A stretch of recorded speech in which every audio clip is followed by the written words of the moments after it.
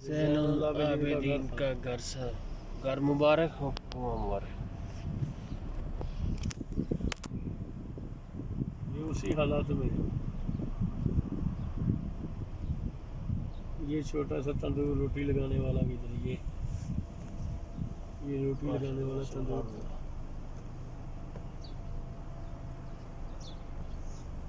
ज़ैनुल आबिदीन है, वो कुआं है। बंदक वाली जंग हुई ना,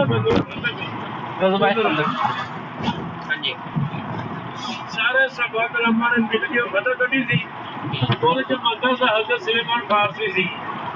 ਉਹਨਾਂ ਨੇ ਮਸ਼ਵਰਾ ਦਿੱਤਾ ਸੀ ਫਤਹ ਕਢੀ ਹੈ।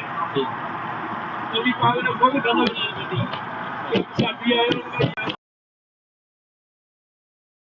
ਪੱਥਰ ਬੰਦੇ ਨਬੀ ਪਾਕ ਨੇ ਬੋਲਿਆ ਸੋਹਣਿਆ ਤੂੰ ਇੱਕ ਬੰਦੇ ਮੇਰੇ ਵੱਲ ਵੇਖ ਮੈਂ ਦੋ ਬੰਦੇ ਆ। ਉਹ ਵੇਖ ਕੇ ਹੈਰਾਨ ਹੋ ਗਿਆ। ਲਾਗੇ ਜਾਬਰ ਰਜ਼ੀ ਅੱਲਾਹ ਤਆਲਾ ਉਹਨਾਂ ਦਾ ਘਰ ਸੀ, ਉਹਦੇ ਕੋਲ ਰਿਹਾ ਨਹੀਂ ਗਿਆ। ਉਹ ਫੌਰੀ ਭੱਜੇ ਗਏ ਘਰ, ਬੀਵੀ ਨੇ ਪੁੱਛਿਆ ਖਾਣ ਨੂੰ ਕੀ ਹੈਗਾ। ਉਹਨੇ ਕਿਹਾ ਇੱਕ ਬੱਕਰੀ ਦਾ ਬੱਚਾ, ਫਿਰ ਤਾਂ 2 ਕਿਲੋ ਆਟਾ ਵਾ। ਤੇ ਨਬੀ ਪਾਕ ਨੂੰ ਕਿਹਾ 2-4 ਮਹਿਮਾਨ ਆਣ ਕੇ ਖਾ ਲਿਆ। ਉਹਨੇ ਆਣ ਕੇ ਨਬੀ ਪਾਕ ਨੂੰ ਕਿਹਾ ਯਾ ਰਸੂਲल्लाह ਸਾਡੇ ਘਰ 2-4 ਆਦਮੀ ਦਾ ਖਾਣਾ ਹੈ।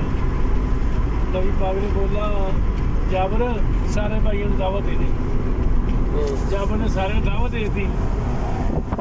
ਫਿਰ ਘਰ ਭੱਜਿਆ ਗਿਆ। ਬੀਬੀ ਕਹਿੰਦਾ ਨਬੀ ਪਾਕ ਨੇ ਸਾਰਿਆਂ ਨੂੰ ਦਾਵਤ ਦੇ ਦਿੱਤੀ। ਉਹਨੇ ਕਿਹਾ ਤੂੰ ਵੀ ਗਿਆ ਸੀ ਆ ਕੇ ਮੈਂ ਕਿਹਾ 2-4 ਆਦਮੀ ਦਾ ਤੂੰ ਕਿਉਂ ਪਰੇਸ਼ਾਨ ਫਿਰ। ਉਹਨੇ ਸਾਰਿਆਂ ਨੂੰ ਕਿਹਾ ਮੈਨੂੰ ਪੂਰਾ ਉਹੀ ਕਰਨ ਦੇ। ਤੂੰ ਆਵਾ ਪਰ ਸਾਡੇ ਕੋਲ ਜਿਹੜਾ ਹੈਗਾ ਸੀ ਦੱਸਦਾ।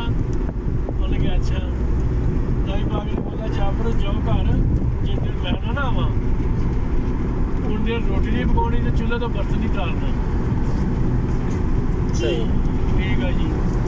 ਨਬੀ ਪਾਕ ਗਏ, ਉਹਨੇ ਆਪਣਾ ਨਵਾਬੇ ਮੁਬਾਰਕ ਆਟੇ 'ਚ ਲਾਇਆ, ਨਵਾਬੇ ਮੁਬਾਰਕ ਸਾਲੇ 'ਚ ਪਾਇਆ, ਉੱਤੇ ਕੱਪੜਾ ਪਾਤਾ ਆਟੇ ਦੇ।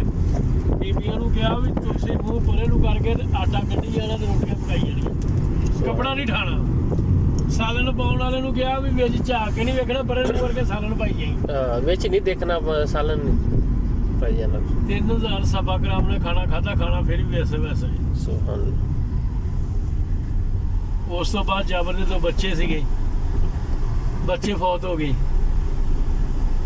ਇੱਕ ਨੂੰ ਬੱਚੇ ਵੇਖਦੇ ਨਾ ਜੋ ਕਰਦੇ ਆ, ਬੱਕਰਾ ਕਿੱਦਾਂ ਜ਼ਿਬਾ ਕੀਤਾ, ਵੱਡੇ ਨੇ ਟਾ ਕੇ ਛੋਟੇ ਨੇ ਛੁਰੀ ਚਲਾ ਦੀ, ਤੜਫਣ ਲੱਗਾ, ਬਨੇਰੇ ਕੋ ਆਇਆ, ਆਪਦਾ ਪੈਰ ਤੇ ਲੱਗਿਆ, ਡਿੱਗ ਪਿਆ। ਨਬੀ ਪਾਕ ਨੇ ਪਤਾ ਲੱਗਾ, ਨਬੀ ਪਾਕ ਨੇ ਜਾਬਰ ਜਾਓ ਬੱਚੇ ਨੂੰ ਬੁਲਾਓ। जाबर ने बच्चे ने बोला जो उठो तो मैं अल्लाह का नबी बुला रहा है। दोनों बच्चे जिंदा हो गए। ये रोड के ऊपर खदक निकाली थी। वो नबी पाक का खैमा मुबारक था, नीचे सुलेमान फारसी का ये वाला। वो ऊपर नबी पाक का ला लो, तस्वीरें नहीं लेनी। इतने नफल ऊपर पढ़ोगे कोई नहीं, सिर्फ इतने ज़ियारत वाला ही आ। और तस्वीर ले लो इतने तस्वीर ली जानी। ये सलमान फारसी।